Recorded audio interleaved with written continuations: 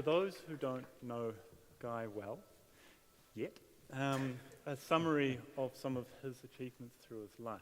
So, first off, you were an SAS officer, then you went into business, and you opened a startup, a datum, then you sold a datum to a large corporate, created Anaplan.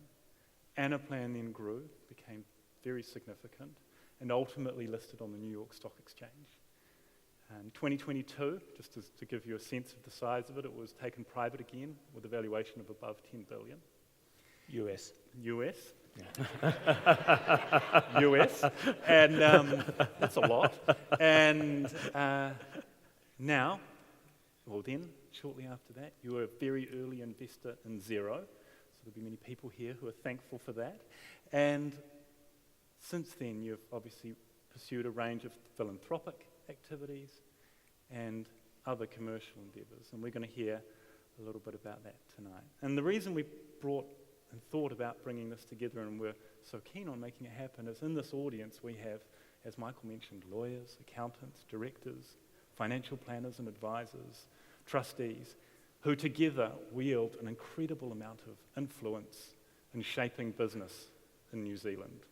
And so the idea was, if your journey of creating and growth and finding a path through the setbacks and finding success, if some of that gets shared, maybe there are learnings that they can take into their lives and their business pursuits. So, I thought we could start with, how did you decide to go into the army? Oh, well, first of all, thank you very much for inviting me here. I'm thrilled to be singing for the National Youth Theatre's supper, as it were. That is, I love it. That's a win-win for everybody. And I also love being in Christchurch here. I, 45 years or so ago, spent a year or so at Burnham Camp, so I know a little bit about it. I have wonderful memories of Burnham. In fact, one of my most favourite memories is in the officers' mess one Friday, having a drink with somebody, and they said, "I bet I can beat you in a race." Now, I'm not a runner, but I said, "No, you can't." And they said, yeah, $1,000. And this is 45 years ago. I said, "On." And then I asked the acid question, "Where is it?" And he says, 100 kilometres, next Saturday, over the Port Hills. And I went, oh, these shivers. And I ended up in the square here at 6 o'clock Saturday morning, and 1 minute to 6 that night I came in, having gone over a blizzard over the hills. It was hideous, and I never got to see much of the sights that day, but no, that's an experience I have of Christchurch, so I remember it's wonderful to be here. How did I start? You'll notice that we're talking about grit and growth today. My life really started after school. I was doing a commerce and law degree at Auckland University. Wasn't very happy with it, and my father sent me to Outward Bound. And that changed my life because it gave me an idea of an insight into myself that I never had. I could actually do things that I never thought was possible. A few months later, there was an advertisement in the New Zealand Herald. The SAS wasn't having anybody passing their selection course, and they were recruiting civilians. Come and have a go. So about 150 of us turned up at Papakura camp one day, and about 4 days later, there were 2 of us left. There were 2 of us left, and one joined. So that taught me about the value of selection. Okay, they know exactly what they want, and it's up to you, to show that you can qualify for it. And that's where my life started. I never went back to university. I stayed there, and I had a lovely life for a few years. I started off as a trooper. I went to Portsea, the Officer Cadet School in Australia, came back as a young officer, back to the SAS as a troop commander. And I think what the SAS taught me, which I've taken into business all my life, is the power of selection. Getting the right people. Absolutely fundamental. The second thing it taught me was the importance of enablement, the importance of training. And to give you an idea of the extent of training, after you've joined the SAS, you go through a whole program of basic skills that are relevant to the SAS. Then there was there's a team there called the counter-terrorist team. And to go on that, the cycle that you go on it for 6 months, but before you can go on it, you have to train for 6 months in the specific skills, particularly shooting skills. And we had to put on a demo for some American generals one day, showing capability in case of an event in the South Pacific. And I remember being in an area like this, much smaller, and I said to the generals, this is our killer room. It's made of sandbags. We built it ourselves. You know, you in America, Delta team, have got $10 million facility. We've got this, we've built it with sandbags, 2 rooms, and we use it for live firing practice. I'm just going to, and we use it to show people how they can train in speed, surprise, and shock action. And suddenly, on that command of shock action, or that word of shock action, the door blasts open, stun grenade goes off. I suddenly become the hostage, and I'm out of there in about 3 seconds, and the boys have come in and done their bit. I walked back in there as the dust was settling, and one of the generals said to me, God, Guy, God, that was good. Haven't seen anything like that. Tell me, do you ever do that using live rounds? And I said, General, look at the target next to your head. Holy! It was nicely drilled, okay? And so, that is the importance of training. As you fight, as you train, so shall you fight. And I've taken that philosophy throughout my business, that wherever we were, we trained, we trained, we trained. Finally, and the final thing that the SAS gave me, which was perhaps the most important attribute of all, is confidence. Confidence is so important, enabling you to do what you set out to do. And I just can't overrate it enough. And that propelled me to the next part of my life. So you ultimately finished at the army, and then I believe you did some study in Otago University, that's right? Yeah. And then you moved over to the UK and entered the corporate world. Take us through your journey there before Adatum. That was I started off life as a general manager for the Dickinson Robinson Group. They're based out of Bristol. And I had a couple of successes there. DRG, as they were called, had at that stage, they were the largest flexible packaging company in the UK. And I had been appointed initially as a general manager of John Heath & Co., which was a stationery distribution company. Did a reasonable job there, and they said, we've got a problem. It's in our packaging, it's unionized. And there's a sitting room of about 500 machines, and it's just not productive. We don't know how to deal with it. We'd like you to go in there and be the general manager of the slitting room.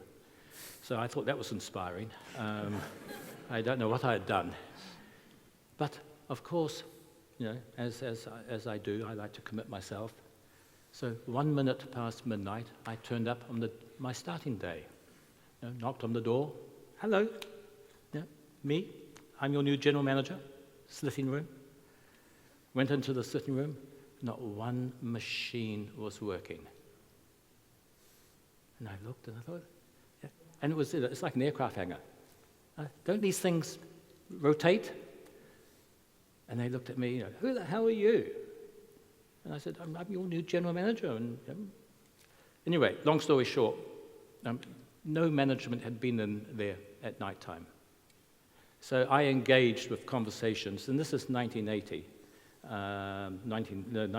late 1970s. I engaged with conversations with some of the managers and got them on my side. Then the union stepped in. And 30 days later, Brenda Dean, who was the head of SOGAT, who was taking on Murdoch at that stage with the whopping problems. She went to the head office of DRG and said, if Haddleton doesn't stay, if he stays there any longer, we're going on a national strike across all your outlets. So I got fired, and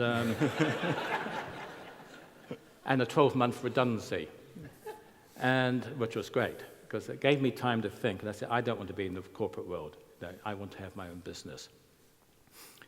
And I visualized what I wanted next. And I was sort of into meditation in those days. I'm not today. I've grown up. But I was visualizing. And I visualized this ad. First, managing director position, ex-army officer, MBA, and a few other things. Lo and behold, one Sunday, that appeared in the Sunday Times. I thought, that's my job.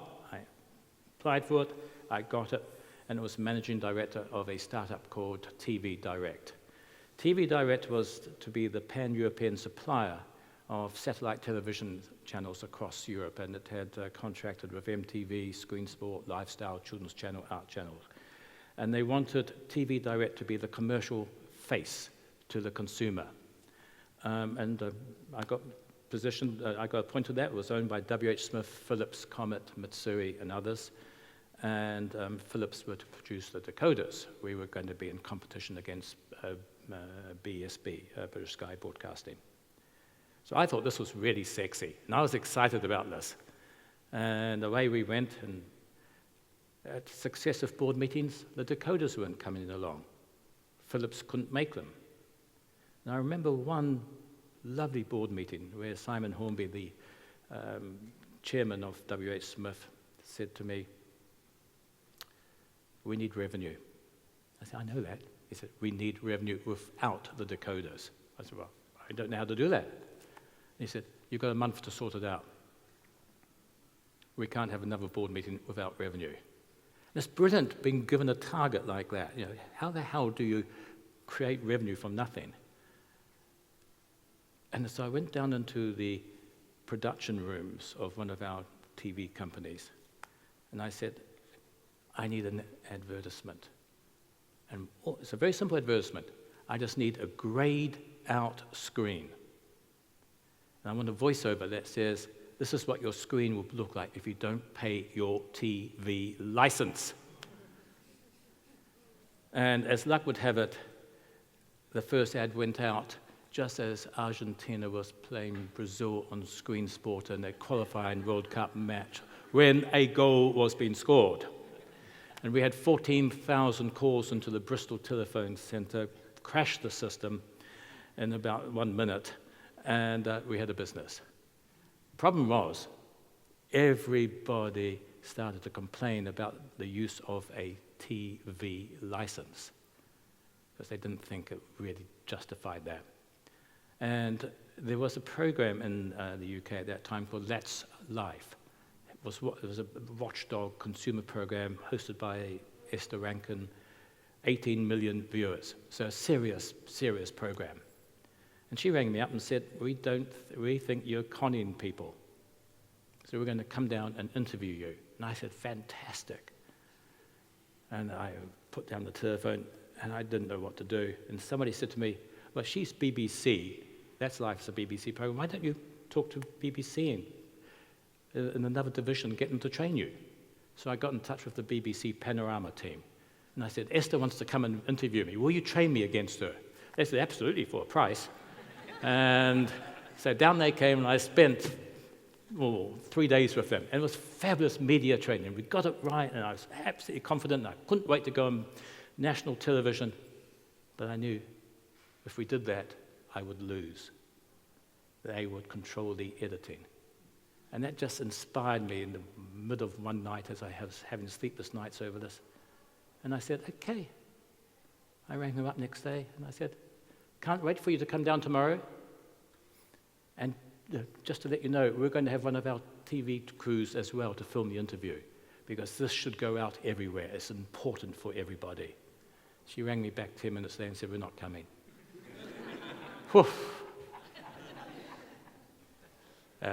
But what I learned from that was entrepreneurship was for me.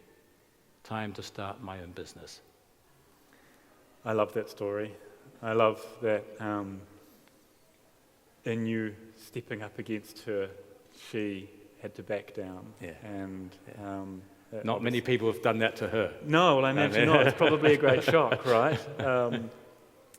Now, from there, you decided to step out and start your business, Datum. Yeah. What was the trigger point for you making that decision? And how did you arrive at the idea? I always wanted to be an entrepreneur. It was in my DNA. We all know what we want to be in life to some extent. You should by the age of 30, at any rate. And I was getting close to that. And I knew I wanted to be an entrepreneur. I wanted to build my own business. I'm a builder. And outside my TV Direct CFO's office was an army of spreadsheet users building the next business plan, because we're changing our business plan every month, it's a startup.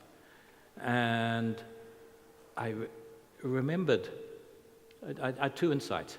One, why can't somebody automate that? And secondly, my thesis on my MBA 6 years previously had been about the spreadsheet.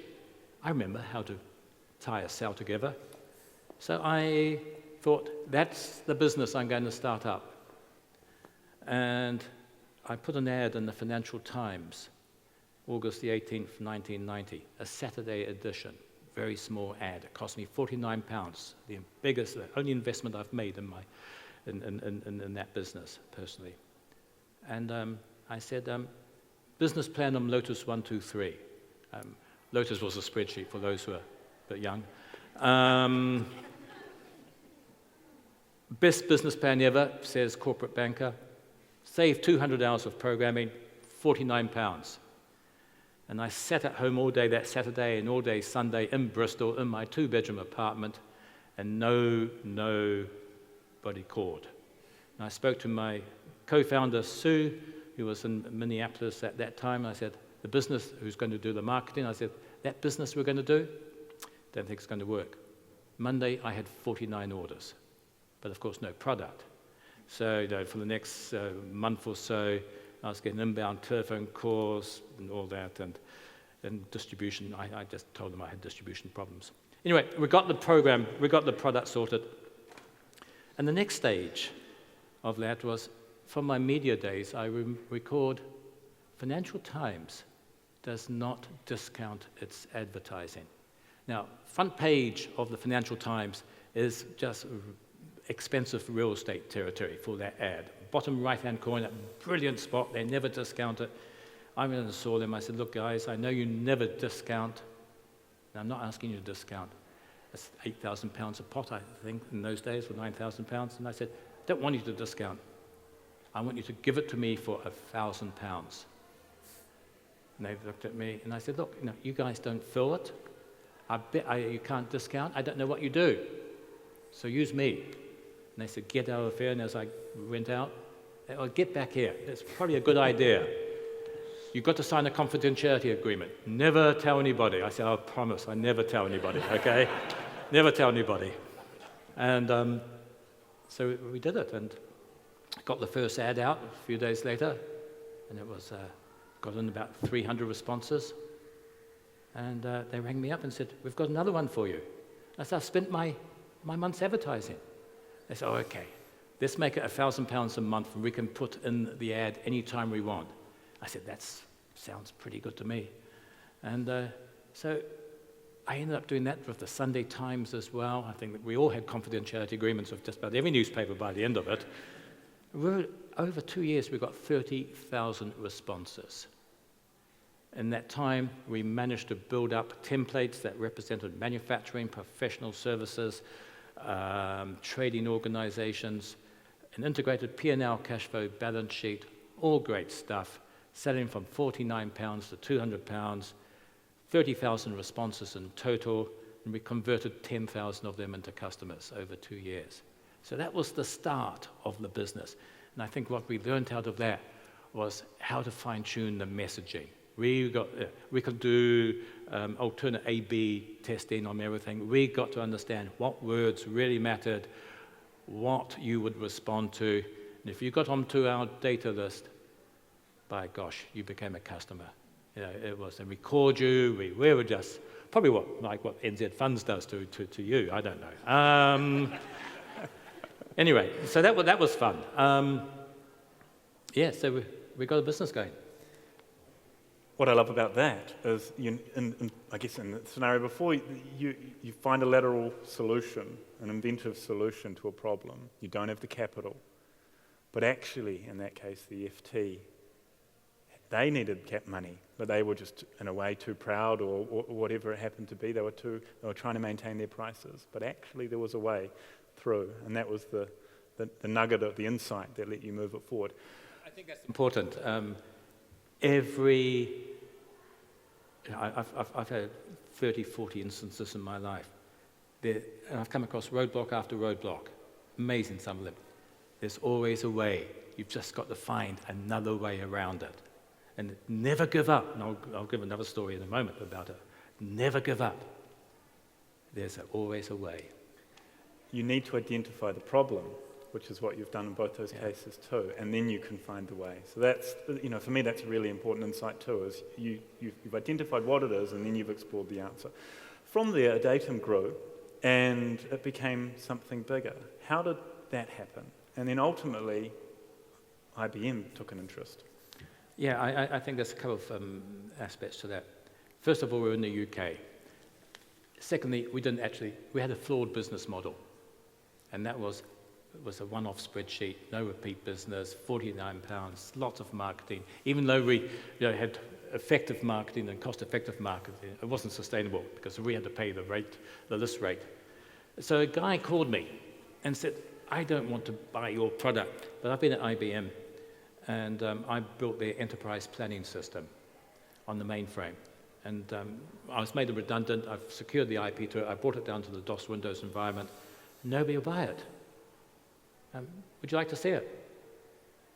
And he came and showed it to me, and that was a big moment in my life. I saw something which I didn't believe was possible. There was a multi-dimensional modeling system. He came with his graduate intern, who ended up being my CTO for the next 30 years or so, and partner in Anaplan. And I saw this. And so it took a while, but we went 50-50 in it. And I said, we'll take this out to market. This is our future. So for 6 months, we took that out every day, 1 or 2 presentations a day. The inside salespeople arranged the interviews. We lug in a 386 computer and a 486 computer with a terminal. Again, a lot of you won't appreciate this, but we were taking our computer into demos. But I couldn't sell. George was on the keyboard, and I thought, well, he's part of the problem. He wasn't listening to what the prospect said, so I took over his job, and I started to talk and do the keyboard and left him behind. But still couldn't sell. And we came to a crunch point where we had one business going, this template spreadsheet business. Sue was looking after that. It was starting to, we could see 4 side. I wasn't doing anything on this side. We were technically insolvent. And one day I opened up the mail. It was from the IRD. And it was 4 pages of dense type on blue paper. And it was that you owe us this much money, and we don't believe you're capable of settling it. Here's what you do. But I went over to the last page. If you don't pay within 28 days, we will make you insolvent. We'll take you to court. What would you do in a situation like that?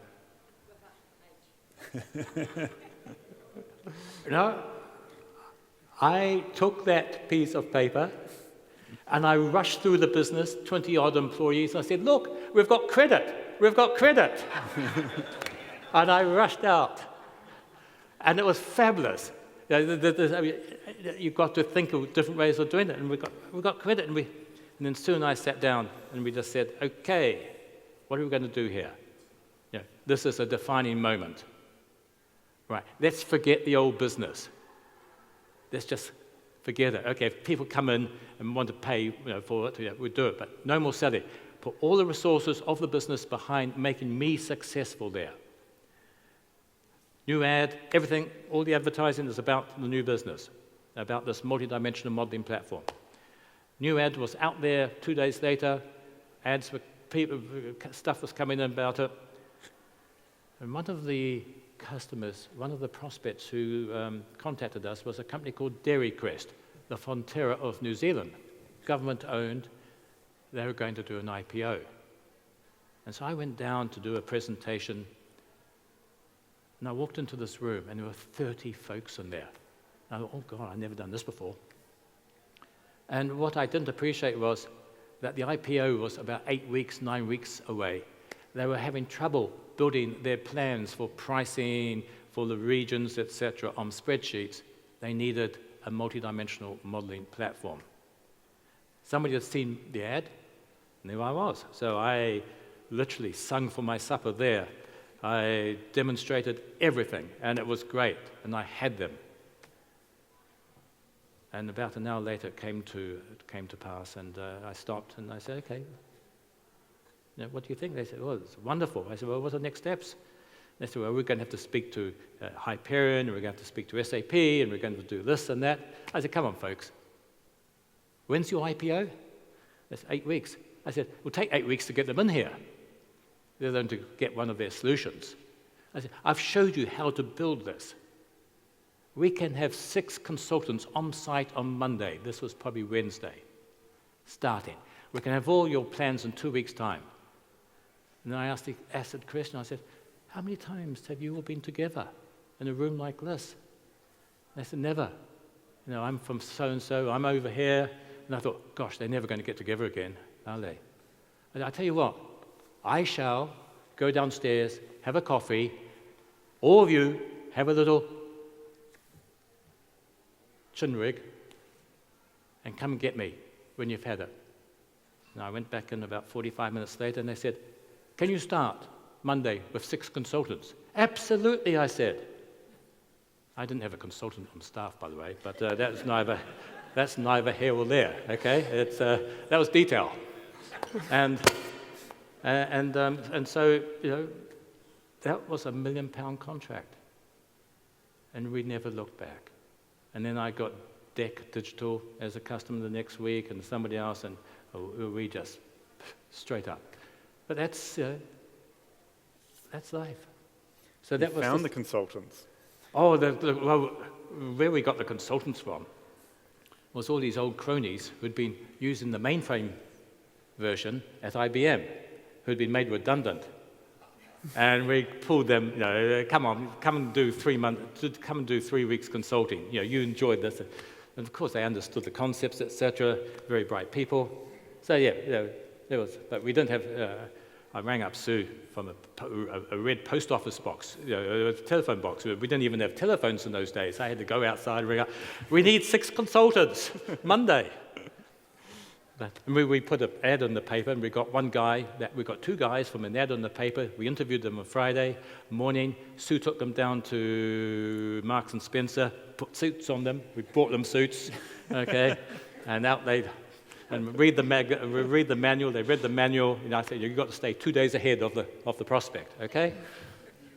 It worked. We did it. It goes to confidence. It goes to confidence, and we talked about that previously, yeah. It goes to confidence. You were confident you would find a way through. Yeah, we would find a way through it. The risk was worth taking, which is an amazing thing. Yeah. So Wonder Plan ultimately grew and grew and grew into a very large company, and then it got, some people started taking an interest in it. How did you go to selling that business? That's a great question, and one which a lot of people screw up, and I screwed it up first time around.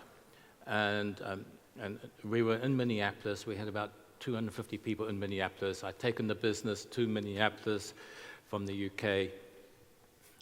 We're now doing enterprise software. We'd rebuilt the platform. This was 10 years on, etc., 11 years on. We'd tried to do an IPO in August 2000. Of course, that's when everything crashed. And so we had to pull that IPO and lick our wounds. And Tom Siebel of Siebel CRM, that was the prevalent CRM system of the time, decided he wanted to buy us. So he was based in San Francisco, and he came out in his private jet, 3 cars, 12 people, black cars, pulled up outside our offices, and then they marked these 12 people and started to go through the business. They looked at all the departments, etc. And I looked at it. You know, initially I was really excited about it. It just didn't seem right. And then suddenly the business started talking, and the English office was saying, what's going on? And the French office was, what's going on here? And he was trying to destabilize the business. He knew exactly what he was doing. Come in here and, just create such such chaos in the culture of the business. Nobody would do any work, and it would just destabilize. And I twigged to it about 2 hours into it. And I said to him, I rang him up after he left, got back on his plane. I said, Tom, what's your view? Great business, isn't it? He said, yeah, Guy, but it's going to take 3 months, hard work before we get anywhere near a conversation about price or anything like that. And I said, Tom, I need a definitive agreement on the table tomorrow morning, otherwise I'm never going to speak to you again. He said, you can't say that. Well, I never spoke to him again, okay? that was the outcome of that. But it taught me what to do when IBM Cognos came knocking at the door. I met with the CEO off-site. Nobody knew. None of my executive knew. Fundamental that. And over a period of 3 months, we talked it through. One of the big issues was, what's the culture of your business like? I said, it's your culture. I've got half your executive team here. So you shouldn't worry. So that didn't go down too well. But we came to a semi-agreement, and then I introduced the idea to the board. Very late in the piece. Deliberately, I just didn't want anybody talking about it. And we agreed at the board level we would not allow them on-premise. I know you're buying the business, but if you want to do due diligence, take over the hotel 5 miles down the road, okay? Put in all your advisors, and we can take paper to you, and you can see selected people under NDA for each person, my side as well. So any technical guy who went and saw them, they brought them in, told them what was happening, NDA, you talk about it, you're in the, We kept it quiet. One member of the executive team, 2 members of the executive team knew about it, the HR and the CFO. They both signed NDAs. And the critical thing about it was a day before the transaction closed and was announced, my head of sales, my head of partnerships, both extremely senior executives, were down at the Anderson Cancer Company in Texas, meeting the CFO and the CEO, and they were asked, is the business for sale? Definitely not. We would know about it. We would know about it. And on that, they signed a $5 million contract. Next day, we announced the business being sold. Those 2 guys never spoke to me again. Well, not for about 6 months. But there's the price for doing it, okay? So my guidance to you, if you're ever selling a business, just keep it to yourself. It's nice to tell everybody. Do that afterwards. most people, when they achieve success like that, building a business like a datum and then exiting successfully, don't go again. They've done something big and special, and they move back to New Zealand normally, go to the beach, but you didn't do that. You decided eventually to go again. How did you make that decision? Why did you make that decision? And what did Anaplan offer the world that you felt hadn't already been satisfied? Well, I'm going to correct you first. I did come back to New Zealand. I did go to the beach. I bought a beach house. Okay. But then I met Rod Drury. And soon I did some consulting for him in his first company, Aftermail.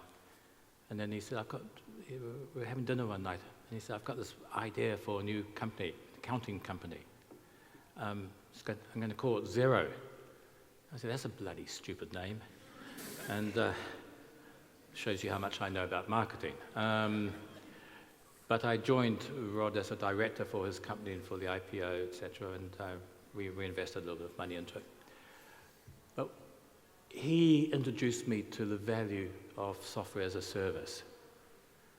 And about that same time, my CTO, that guy I mentioned who came way on early, Michael, he was just leaving IBM after 3 years. And he said, I can do this again. I know all the problems that we need to solve. And I said, well, I'll come in with you as well. So Anaplan and Xero started at the same time. Really interesting. And I was fortunate enough to be involved with both.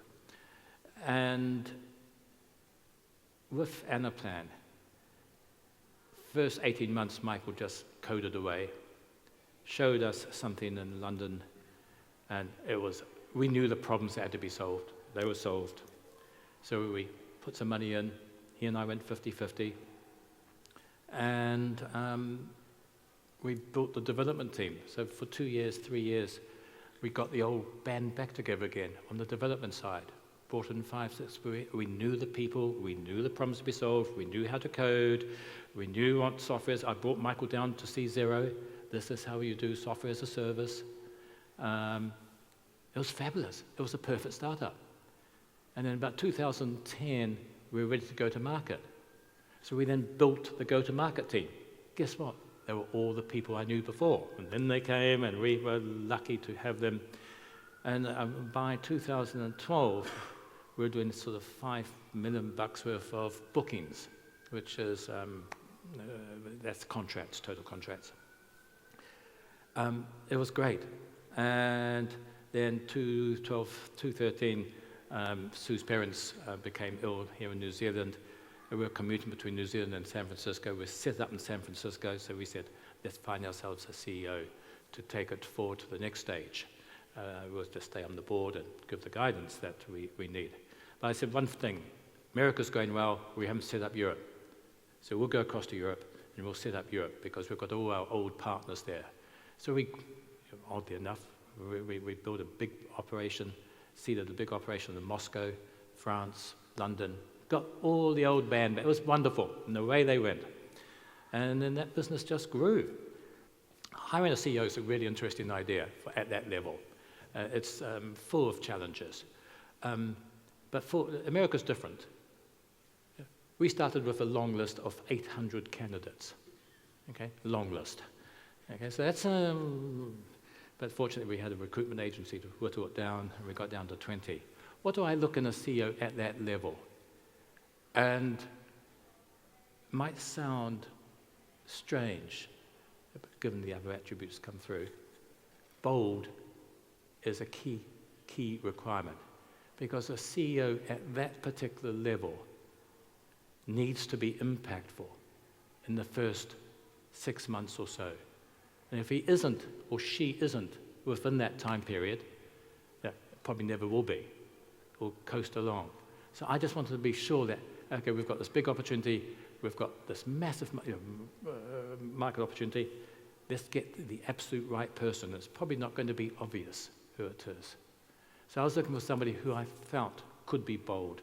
I was obviously looking for somebody who was external looking as opposed to internal. When you're starting up a business, you're internal looking.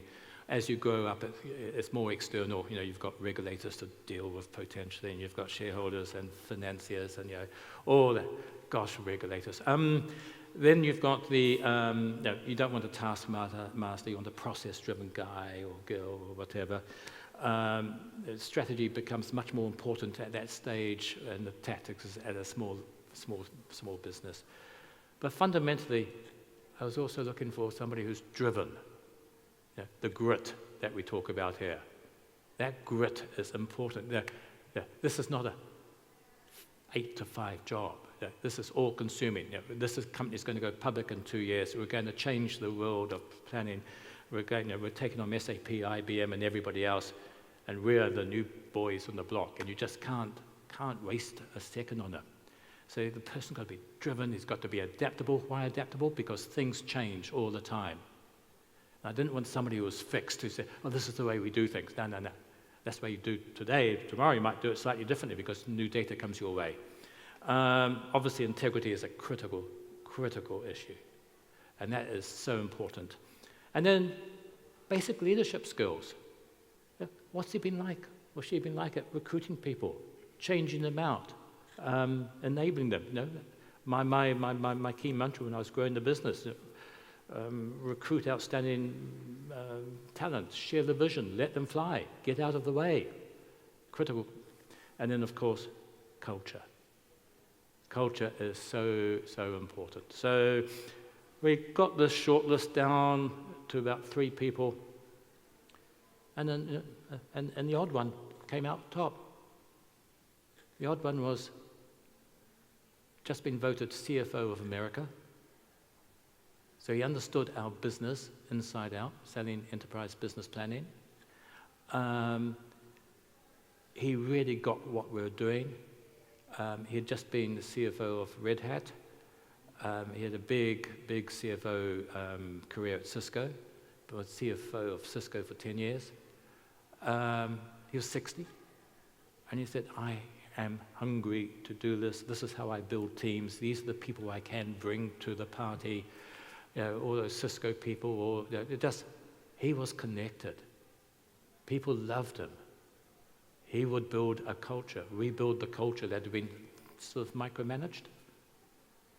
And he had some interesting ideas about that. And so he came on board and did the IPO in 2018.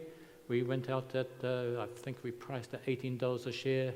New York Stock Exchange, ring the bell, being up there on the balcony, great experience. And $24 that first day, and we sold that business for $60 a share, or 10 US. Which is a big achievement.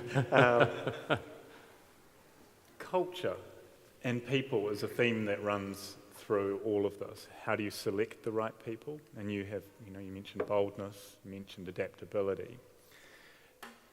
But most successful leadership teams, culture can originate from the top, or it can originate in other places in an organisation.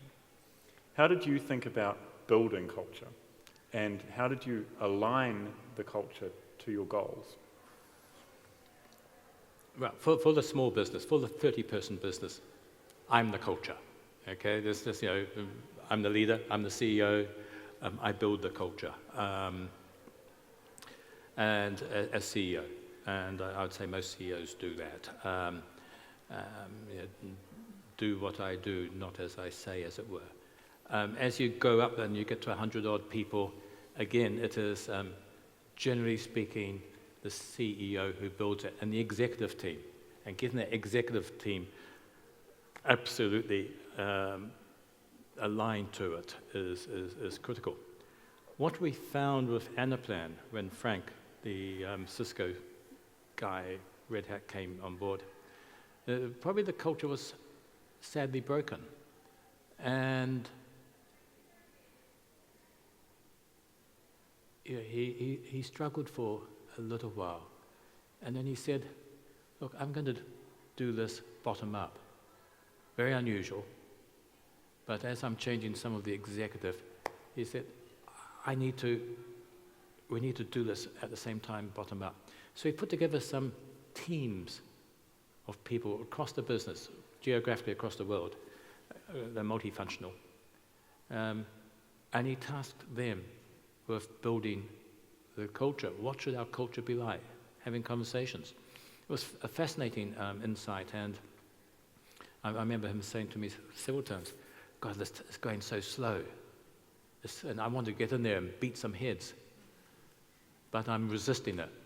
And he was right to do so, because a year later, the culture of the business had changed, and it was coming bottom up and top down. And it was a brilliant intersection. And he was right. So in that line to the goals, and I think the goal at that particular stage was, hey, we're aligning into an IPO when that was happening. So everybody was motivated for the IPO.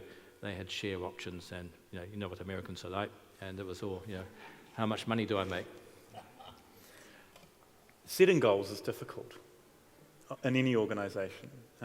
It needs to be often big enough for it to be something that's hard to achieve, but not so big that it's completely unachievable. How do you think about setting goals for the teams and the leaders that lead the teams? And what have you learned in your many years building organisations? The SAS have a term for solving problems. It's called the Chinese Parliament. And the Chinese Parliament is about where you as the leader sit, everybody down in your troop of 5 or whatever it is, 20 people. And you listen to everybody as to how you're going to solve the problem. What's your idea? What's your idea? What's your idea? You listen to it all. You've taken in all the data. Okay, folks, this is what we're going to do. Are we there? That fundamental framework I have used all my life. And a classic example was Anaplan, it was a datum. We were about 250 people strong, 300 people strong at that particular moment in time. And we were in the mid-market and we were in the enterprise market.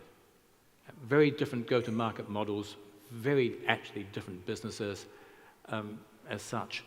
But we hadn't separated them properly, and we were a bit of a mess. Just happens with growth. And so I had the exec team on a 2-day workshop, and we were just trying to work out how we solve this problem. And it just wasn't coming to us until one of the executives said, gosh, if only we could focus better than this. And it just struck me. Okay, got it, folks. We're going to get rid of the mid-market business. I'd seen the movie before. We're going to get rid of this business, and we're going to sell off the UK part to the management team. In the US, we will probably just slow it down. And we're just going to focus on winning the enterprise market. And our key objective for the next 12 months is to go out and seed ourselves in 100 of the Fortune 1000 companies. And everything we do has to be aligned to that. And we'll call it the OBO, the one big objective, 100. 100 customers in the Fortune 1000.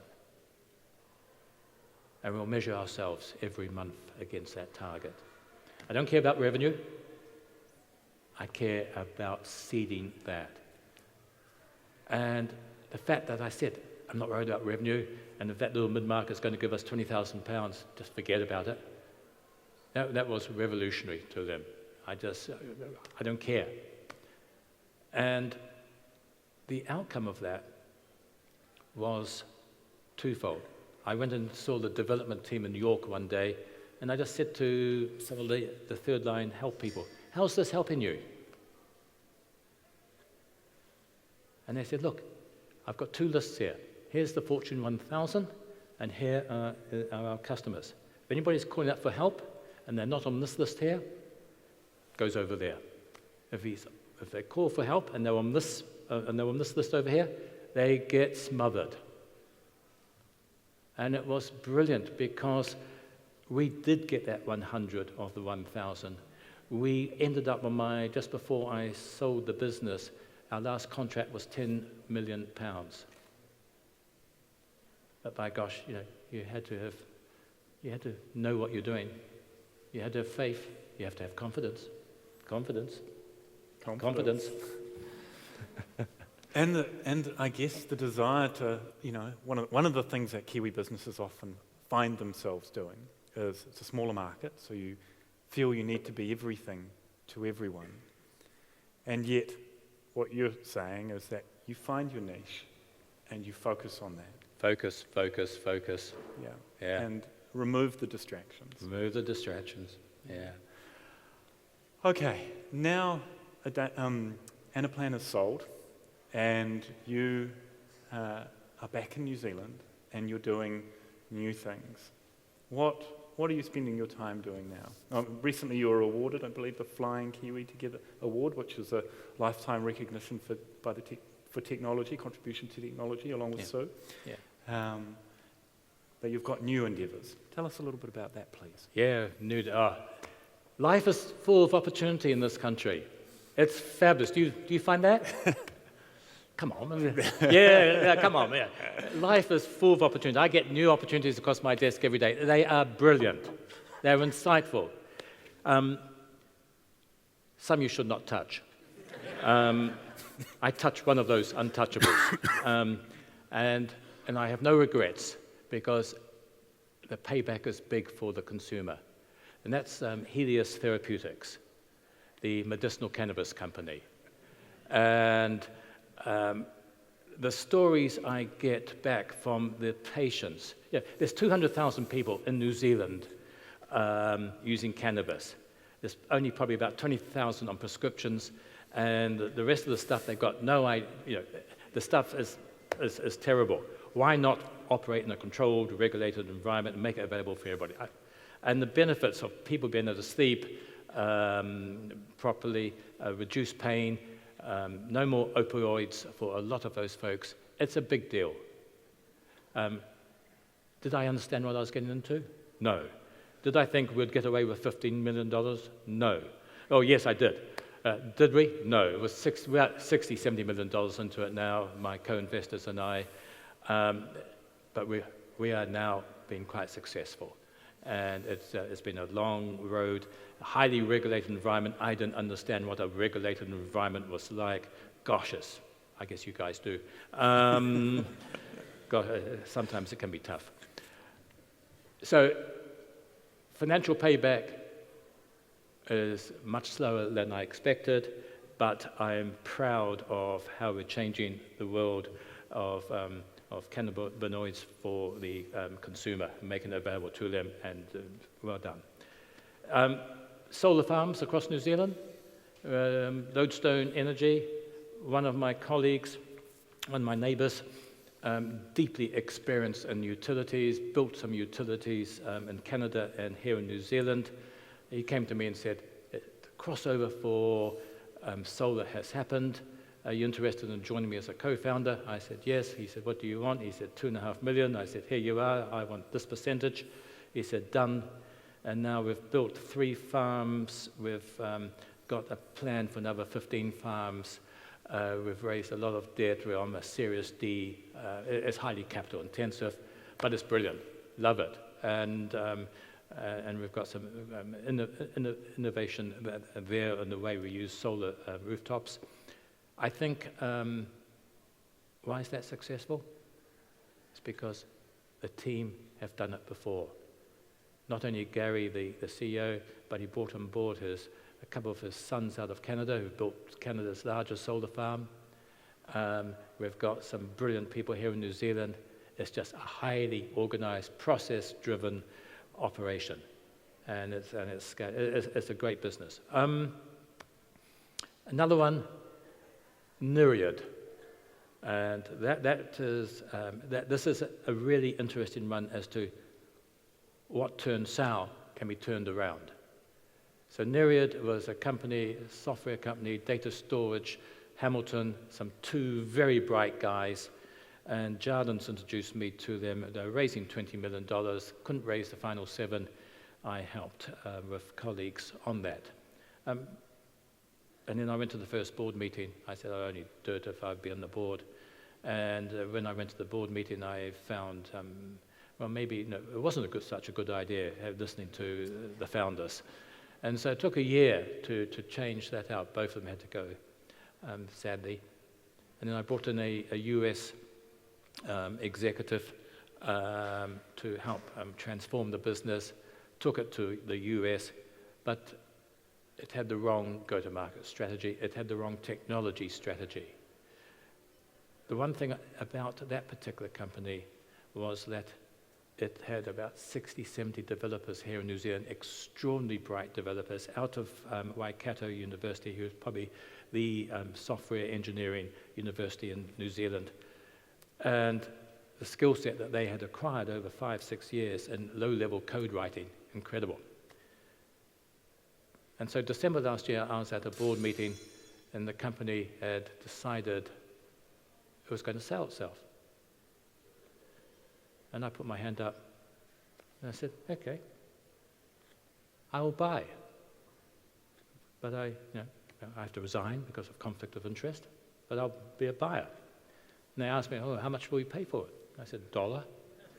So that didn't go down too well. Particularly as they had about $8 million US dollars of hardware assets and $5-6 million of cash in the bank. And but I said, look, you guys in this environment are not going to sell. You're smoking dope. And so they declined all my offers. I said, okay, can I speak to the CTO and the head of development here in New Zealand about it? They said, yeah. So I went and spoke to them. I said, look, you guys, put together a plan.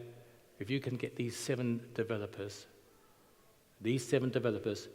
and they're not allowed to work from Auckland or anything like that. I want them all in an office in Hamilton, pay them a good wage, identify the problem, the big one that we're going to solve,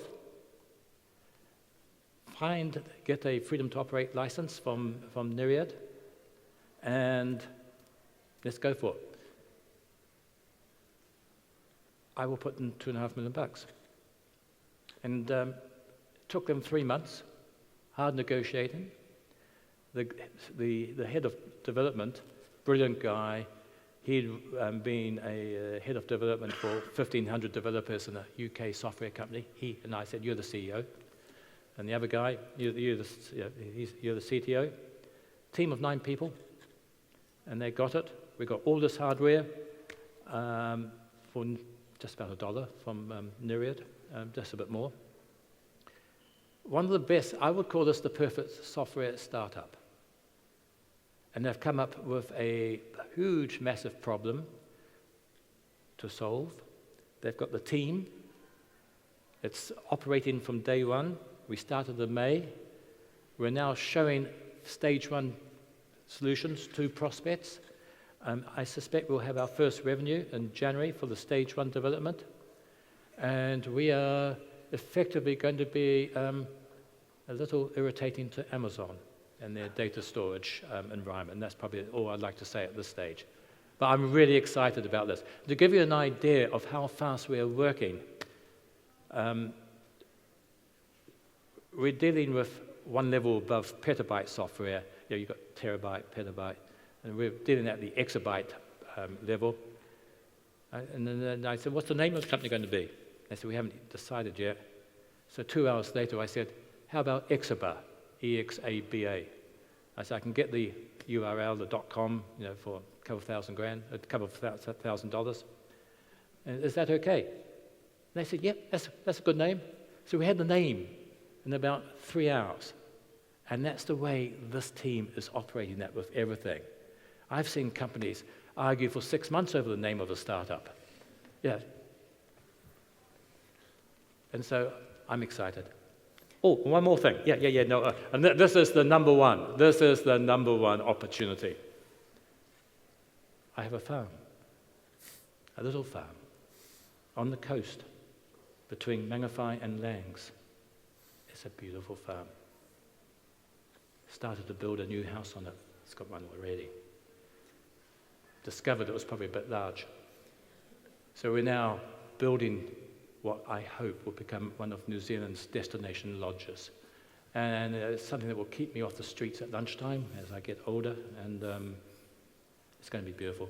And we've been building it for 18 months, and it'll be open in 2 years. So, yeah, with all those, that's enough for me at the moment.